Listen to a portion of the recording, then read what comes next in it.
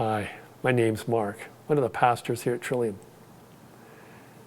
A few years back, I was walking through a mall parking lot, a busy mall parking lot with my daughter Elizabeth. She was only 6 at the time. And she resisted taking my hand to guide her through what was a potentially dangerous place. Somehow in that moment, even at 6 years old, she perceived her best interests as separate from mine, even though I'd had vast experience getting through mall parking lots. And because I was 6 feet tall and she was only 4 feet tall, I had a vantage point that she didn't have. Nonetheless, she did not trust me in that moment. This little story in my life has actually connected to the biblical story, the story of the Bible. You know, there's 2 basic stories that frame all of human history from the biblical point of view. The first story is the separation between God and human beings. That occurs in the story of Adam and Eve. And the second story occurs just moments later in the story of Cain and Abel, the separation between people. And both stories occur in the midst of separation because parties perceive their best interests as separate from the other. One's interests are no longer serving well in collaborating with others' interests.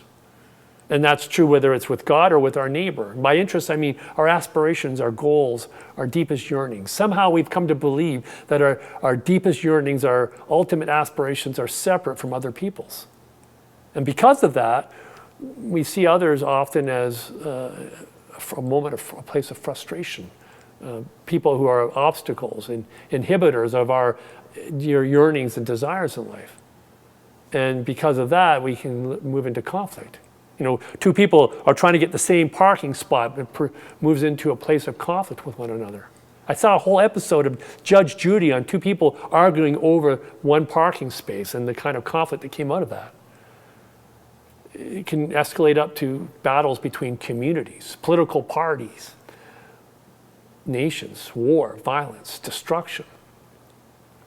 Hitler in the Third Reich had an aspiration to create a new humanity, and his new humanity, what they call the Übermensch, was built on the alienation of others. In fact, he created a whole department of people called the SS, whose only job was to go about destroying other people. The new human being in the Third Reich was to be built on that ultimate antagonism between groups, because interests were perceived as different from one another. And that led to the Holocaust and the kind of crisis in life that we often experience even in a micro way.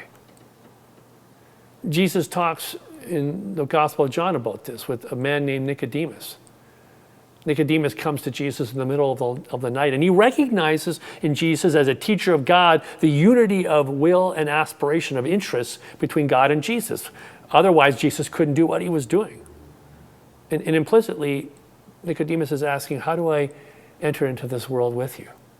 Because that is the ultimate invitation of Jesus to us, to join him in recognizing the common interest between God and ourselves, and God and our neighbor, and between us and other human beings.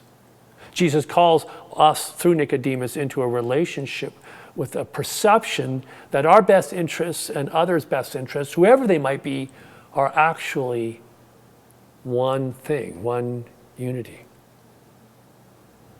And it all begins actually with a simple recognition that at one point in time we intentionally chose to recognize that our best interests are not separate or apart from another's. We talk a lot in the church about being born again, and we have these great metaphysical claims and these spiritual moments, but it actually begins with a simple determination. No matter what you believe in life, if you can recognize in that moment that your interests are not separate or apart from another, then you have begun the journey of the second birth.